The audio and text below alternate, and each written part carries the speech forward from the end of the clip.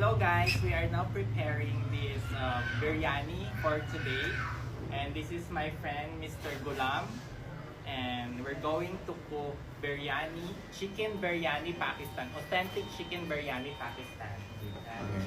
And this is my favorite tomato sauce. And it's really a tomato and scratch with sauce. Right? Wow! Fresh tomato sauce. And these are the ingredients, and let's see you later. Gulam, shukriya. Gulam, shukriya. How old are you? Age? 18. Oh, very young. Very young age, and he's cooking very well. Like chef, like professional chef of Pakistan, Lahore.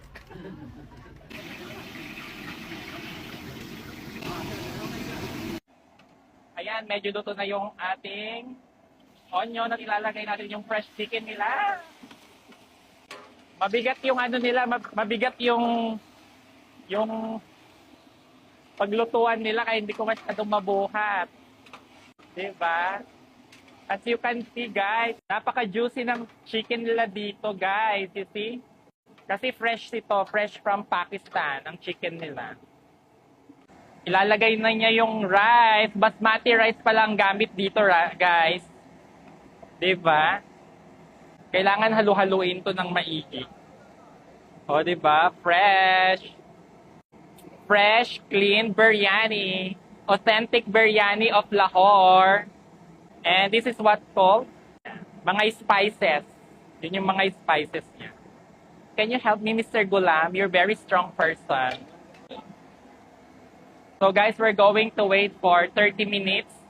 And matatapos na ang ating authentic biryani of Lahore, Pakistan.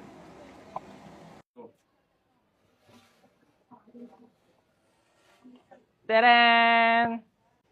It's very delicious. The authentic biryani of Lahore, Pakistan. Yan, nimimix na po niya mga guys. Para yung mga seasoning at saka yung mga, diba? Diba? Gulam number 1. Mr. Gulam, the chef of Lahore, Pakistan. Mix-mix lang niya para ma-mix yung mga spices. Diba? Ang sarap. Looks delicious. Authentic.